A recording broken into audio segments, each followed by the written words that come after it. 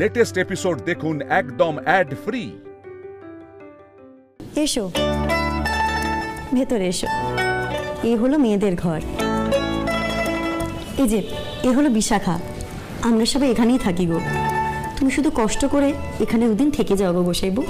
আমাদের গরিবের আশ্রম, রাধা মাধবী আমাদের সহায়। কষ্টের কি আছে গো দিদি, সবই তো রয়েছে দেখছি। আসুন। এই হলো ছেলেদের ঘর গোসাই। দুটো দিন একটু কষ্ট করে কাটিয়ে নিন। আর এই হলো আপনার বিছানা, আপনি এখন বিশ্রাম নিন। আমরা আসি। ঠিক আছে।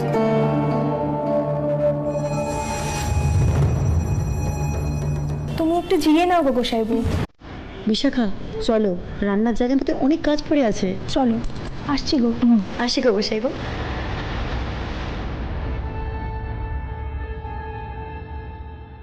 বাহ, দুজনেই চলে গেছে, এটাই সুযোগ। ইন্দ্রবাবুকে একটা ফোন করি। মিতুলের সঙ্গে কি কেউ থাকছে? এতক্ষণ হয়ে গেল ফোন করছে না।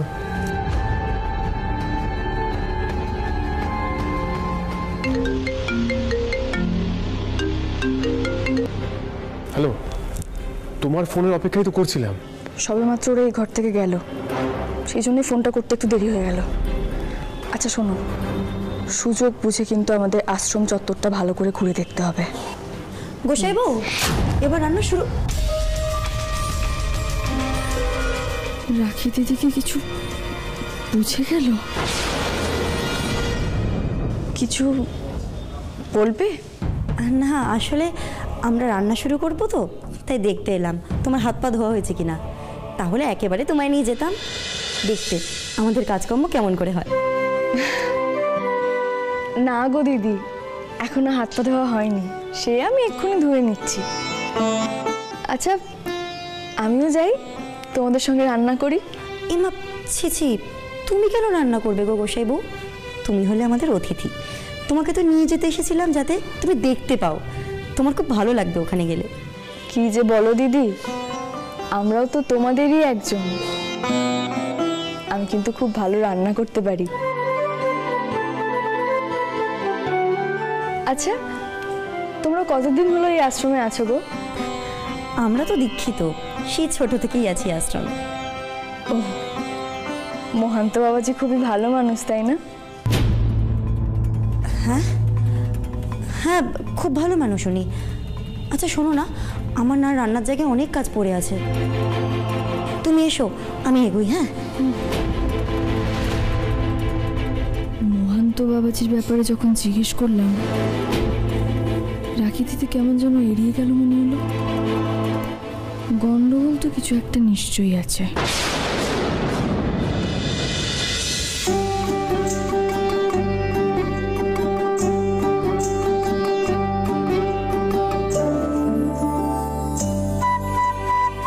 বাবা কি সুন্দর ব্যবস্থাপনা গো, তোমরা এরকম রোজ হাতে হাত মিলিয়ে কাজ করো। বাবাজি বলছিলেন বটে। রাখিদি এবার দাও তো, আমি কাজ করছি, তুমি অন্য কাজ করো গে। হ্যাঁ তুমি কেন করবে, আমরা সবাই মিলে ঠিক করে নেব। বাবাজি তো আমাকে বললেন রান্নার কাজে হাতে হাত লাগাতে। তাছাড়া আমি রান্না করতে এমনিতেই ভীষণ ভালোবাসি গো। আমরা আগে সবাই মিলে সবজি টবজি কেটে নিই, তারপর তুমি না হয় রান্না করো। আহা, তোমরা তো রোজ দিন খাটো, আজ আমি নয় সব কাজ করি, তোমরা একটু বিশ্রাম করো দেখি। বাবা কি ভালো মেয়ে গো তুমি, কত তাড়াতাড়ি আমাদের সবাইকে আপন করে নিলে। কি যেন নাম বলেছিলে তোমার? অঞ্জনা গো। খুব ভালো লাগলো তোমার সাথে আলাপ হয়ে। তুমি এত তাড়াতাড়ি সব কাজ করে ফেলছো? সে আমার অভ্যেস আছে। আচ্ছা তোমরা সবাই কি সুন্দর একসঙ্গে বসে কাজ করছো, এরকম চুপচাপ কাজ করছো কেন গো? চুপচাপ কাজ করতে কারো ভালো লাগে নাকি? হই হই করে কাজ না করলে সে কাজের কোনো মজাই নেই। কি রকম হই হইয়ের কথা বলছো গো তুমি? কেমন হই হই? ধরো আমি যদি এখন একটা গান ধরি। হ্যাঁ গান ধরবে, ধরো। বেশ, তাহলে কিন্তু আমি একা গান গাইবো না, তোমাদের প্রত্যেককে আমার সঙ্গে গলা মেলাতে হবে। মেলাবে তো? আমরা? না না না, আজ বরং তোমার মুখে একটা গান শুনি। ঠিক আছে।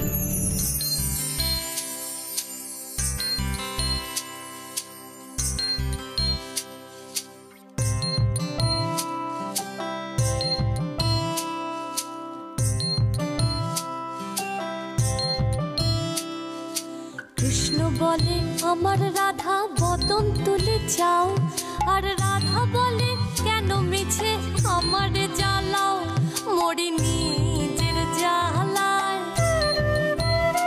মরি নিজের জ্বালায়। কৃষ্ণ বলে রাধা দুটো প্রাণের কথা কই, কৃষ্ণ বলে রাধা দুটো প্রাণের কথা কই, আর রাধা বলে এখন তাতে মোটেও রাজি নই, শরধোয়ায় মোহরি, শরধোয়ায় মোহরি। কৃষ্ণ বলে সবাই বলে আমার মোহন বেনু, আর রাধা বলে ওহো শুনে আমি মরে গেলুম, আমায় ধরো ধরো, আমায় ধরো ধরো।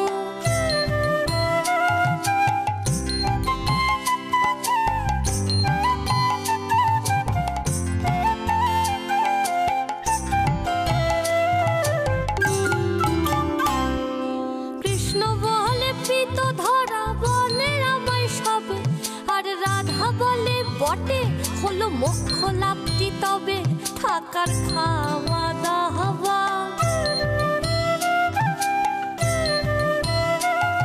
তুমি কি ভালো গান গাইলে গো। মনটা একেবারে জুড়িয়ে গেল গো। সবই ঈশ্বরের কৃপা গো।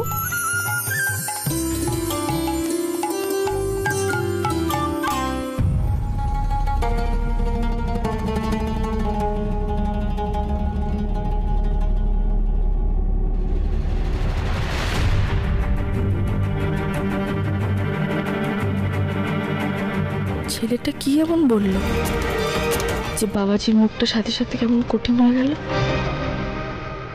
আমি একটু আসছি গো।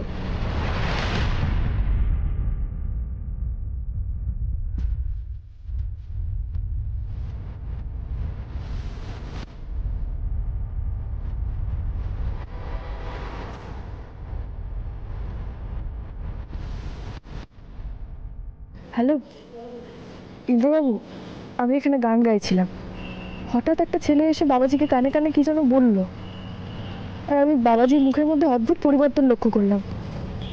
শোনো, বাবাজি এখন ওনার ঘরের দিকে গেলেন, তুমি ওনাকে ফলো করো, আর কি হচ্ছে আমায় জানিও।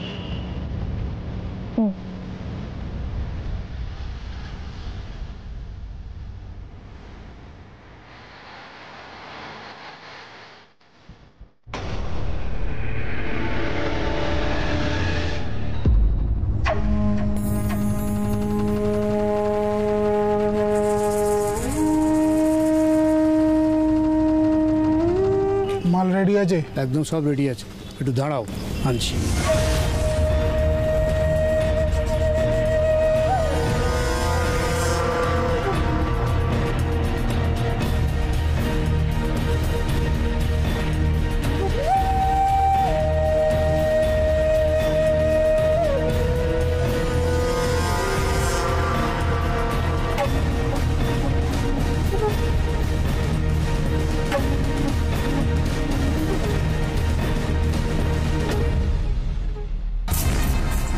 মাল যদি ভালো হয় তাহলে আবার নেব,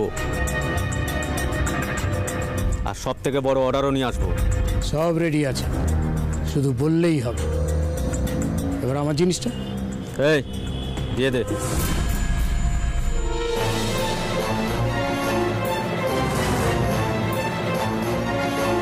দেখে নিন সব ঠিক আছে কিনা। আসি।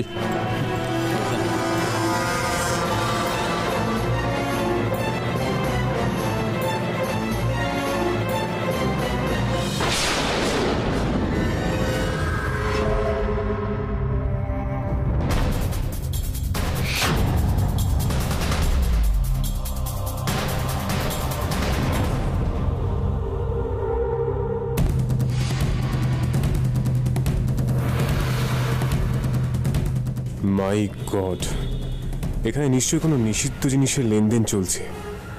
আশ্রমের মধ্যে সবাইকে বোকা বানিয়ে লোকটা এসব কাজ করে চলেছে।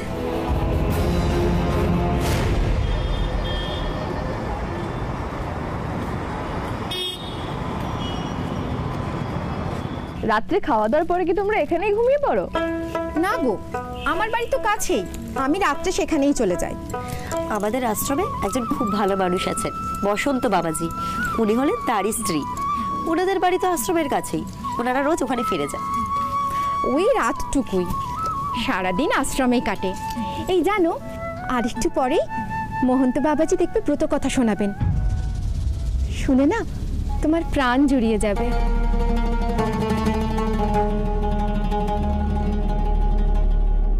আচ্ছা, রাখিদি তো এখানে ছোট থেকেই আছে, তুমিও কি এখানে অনেক বছর ধরেই আছো? হ্যাঁ, 10 বছর তো হবেই। এখানে তো এত গান বাজনা হয়, অনামিকাদির গানও নিশ্চয়ই তুমি শুনেছো।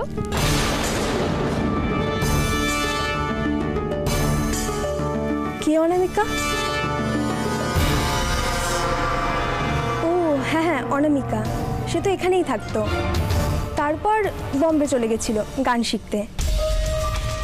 অনামিকার নাম শুনেই প্রথমে কে অনামিকা কেন বললো, আমি নিশ্চিত কোনো একটা গন্ডগোল নিশ্চয়ই আছে। আচ্ছা, তোমরা একটু কাজ করো, আমি আসছি।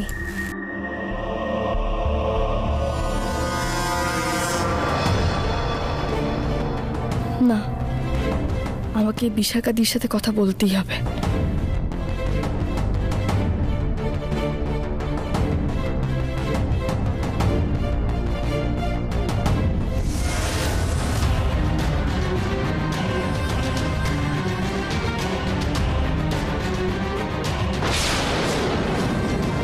মিতুল, আমি ভয় পেয়ে গেছিলাম। বলছি, তুমি একদম ঠিক ছিলে, একদম ঠিক কথা বলেছিলে। এই আশ্রম যতটা পবিত্র দেখতে ততটা নয়। এখানে তলে তলে অনেক কিছু চলছে। কেন, তুমি কিছু দেখেছো? আচ্ছা, তোমাকে যে বাবাজিকে ফলো করতে বলেছিলাম, করেছিলে? সেটা দেখতে গিয়ে তো চোখে পড়লো।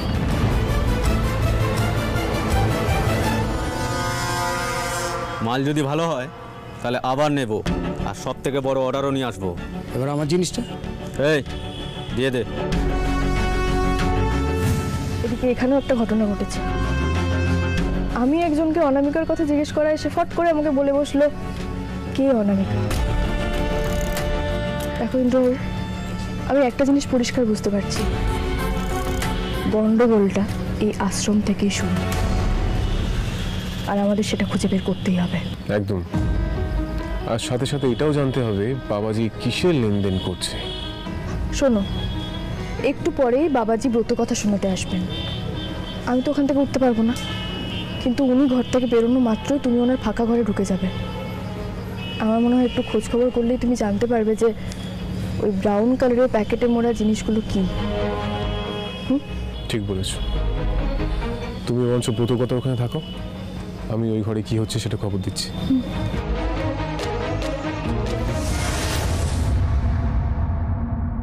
খুব সাবধানে। আমি জানি আমার বউয়ের নাম মিতুল পাল, আর সেই থাকতে আমার কোনো ক্ষতি হবে না।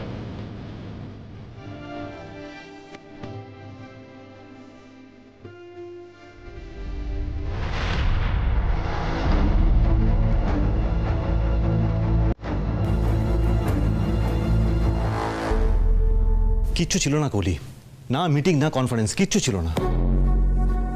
তুমি শিওর? 100% শিওর।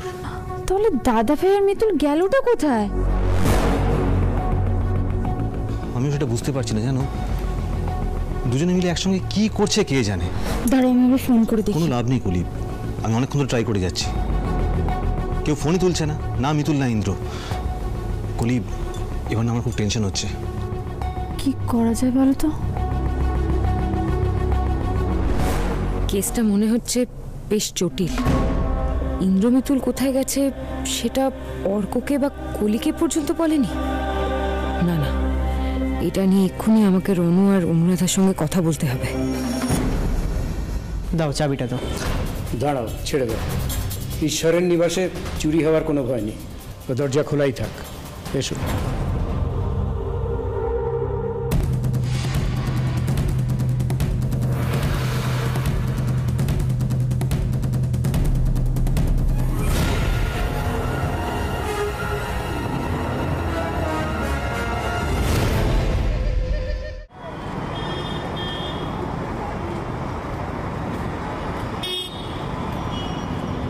আশ্রমের সমস্ত কাজের দায়িত্ব তোমাদের উপরে আছে। দেখে শুনে খুব ভালো করে সেগুলো সব। বাবাজি, কি হলো বিশাখা, তুই তো হাঁপাচ্ছিস কেন? আপনার সাথে খুব জরুরি কথা ছিল। জরুরি তো বল না। এই তোমরা এগো, আমি ওর সঙ্গে কথা বলে আসছি। বিশাখা, তোকে এত চিন্তিত দেখাচ্ছে কেন? বাবাজি, আজ যে দুজন বাউল এসেছিল তাদের মধ্যে মেয়েটি অনামিকার খোঁজ করছিল। অনামিকার খোঁজ করছিল? হ্যাঁ বাবাজি, আমার কাছে জিজ্ঞাসা করলো আমি অনামিকার গান শুনেছি কিনা। ঠিক আছে, তুই যা।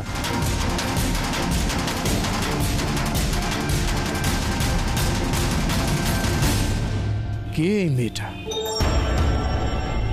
কিছুদিন তো মনে করতে পারছি না, কোথায় যেন দেখেছি ওকে।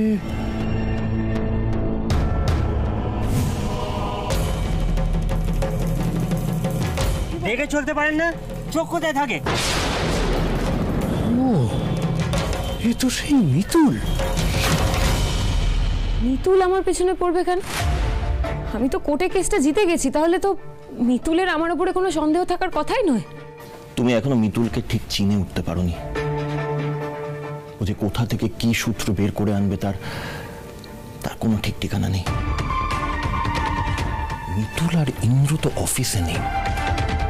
ইনফ্যাক্ট আজকে সেরকম কোনো বড় অফিসিয়াল মিটিংও নেই যেখানে মিতুলকে নিয়ে যেতে হবে। তাহলে ওরা গেলটা কোথায়? ইনফ্যাক্ট অর্ক ওদের গতিবিধি সম্পর্কে কিচ্ছু জানে না। তার মানে তুমি বুঝতে পারছো তো যে মিতুল আর ইন্দ্র কতটা সিক্রেটিভলি ভাবে, কতটা গোপনীয় সাথে এই কাজটা করতে চাইছে। তাহলে কি হবে এখন? কি হবে সেটা আমাকে জিজ্ঞেস করে কি হবে? এই যা কিছু হয়েছে সবকিছু তো শুধুমাত্র তোমার জন্য হয়েছে। You are just good for nothing. খালি বড় বড় কথা বলতে পারো তুমি, আর কিচ্ছু পারো না। আমার তো এক এক সময় মনে হয় তোমাকে ঘাড় ধাক্কা দিয়ে বাড়ির থেকে বের করে দিই।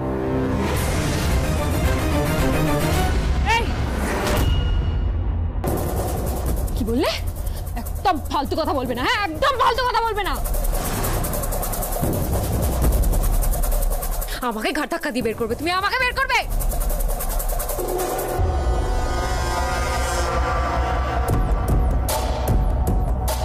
বাবা, এ কি? অনামিকার এই রূপ তো আগে কোনোদিন দেখিনি।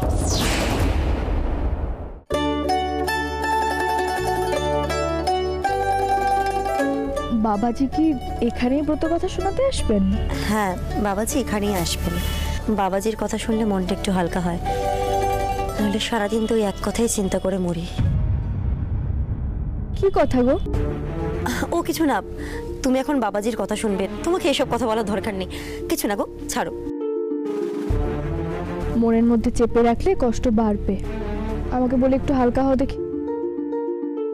আসলে আমার বোনের মেয়ের খুব বড় অসুখ গো, ঘন ঘন মৃগী হয়, যখন তখন ফিট হয়ে যায়। বাচ্চা মেয়েটা খুব কষ্ট পায় গো। কত বয়স ওর? কত আর হবে, ওই বছর 10। ডাক্তার দেখিয়েছো? হ্যাঁ গো, অনেক ডাক্তার দেখিয়েছি, কত জায়গায় গেছি। আসলে আমাদের যতটুকু সামর্থ্য আমরা ততটুকুই চেষ্টা করতে পেরেছি। ভগবান কৃষ্ণকে কত ডাকি, তবু মেয়েটার এই রোগ কিছুতেই সারে না। এ যে বড় কঠিন ব্যামো। কষ্ট পেও না গো, ঈশ্বর চাইলে ঠিক উপায় হবে। এই যে তুমি আমাকে বললে, একটা উপায় হলো। কি উপায়? তোমার বোনের মেয়েকে নিয়ে তুমি একদিন কলকাতায় যাও, কলকাতায় গিয়ে ডাক্তার দেখাও। কলকাতা তো অনেক বড় জায়গা, ওখানে যে কাউকে চিনি না, কে সাহায্য করবে? ওই জন্যই তো আমি আছি। আচ্ছা, তোমার কাছে কাগজ কলম হবে? কেন গো, কি হবে? আহা, আনোই না। আচ্ছা ঠিক আছে।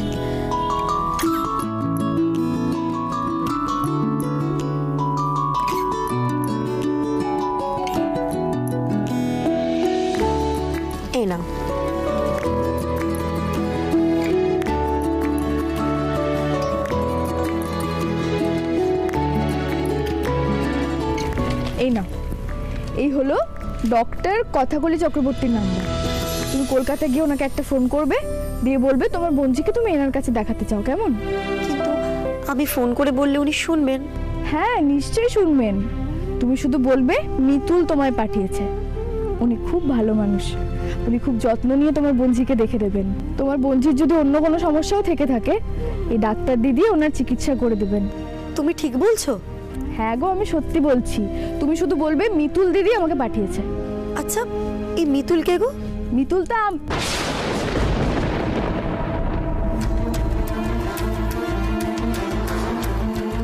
মিতুল আমার বন্ধু, আর কথাকলি চক্রবর্তী মিতুলের দিদি। তুমি আমার খুব বড় উপকার করলে গো। তোমার এই ঋণ আমি কোনোদিনও ভুলতে পারবো না। ছি ছি, এরকম করে বলো না। আমি বুঝতে পারছি দিদি, তুমি খুব ভালো মানুষ, কিন্তু তাও এখন আমি তোমাকে সত্যি কথাটা বলতে পারবো না। আমাদের খুব সাবধানে থাকতে হবে, যাতে কেউ আমাদের আসল পরিচয়টা জানতে না পারে, নাহলে আমরা অন্তরা দিদির আসল পরিচয় জানতে পারবো না।